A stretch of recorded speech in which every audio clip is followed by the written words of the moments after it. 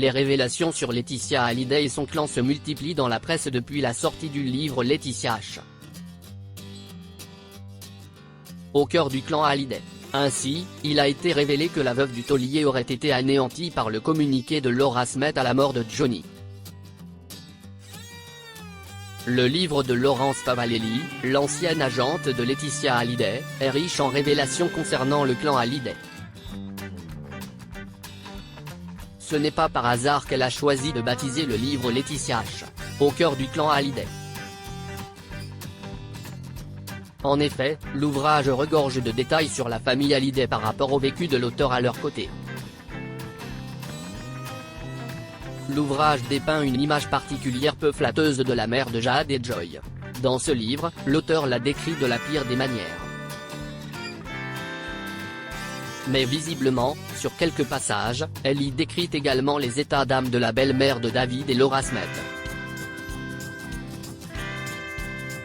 Il est de notoriété publique que les tensions familiales des Hallyday ont empiré après la lecture du testament du taulier déshéritant ses deux aînés. À l'époque, par l'intermédiaire de son avocat, la fille de Nathalie Baye avait annoncé dans un communiqué vouloir contester le testament de son défunt père. Plus tard, son frère David s'est joint à sa démarche.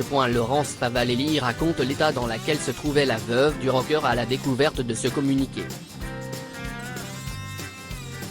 Selon elle, la blonde de 44 ans était très chagrinée par la démarche de sa belle-fille. D'après les récits de l'ouvrage, Laetitia aurait dit à son agente : « C'est atroce. Je suis anéanti par tant de haine. » Depuis cette action judiciaire, les deux clans se sont livrés une bataille acharnée devant les tribunaux, mais en octobre 2019, Laetitia Hallyday a proclamé une proposition de paix, leurs avocats se sont même concertés dans ce sens. La sortie du livre de Laurence Favalelli intitulé Laetitia H. Au cœur du clan Hallyday a fait l'effet d'une bombe dans la presse.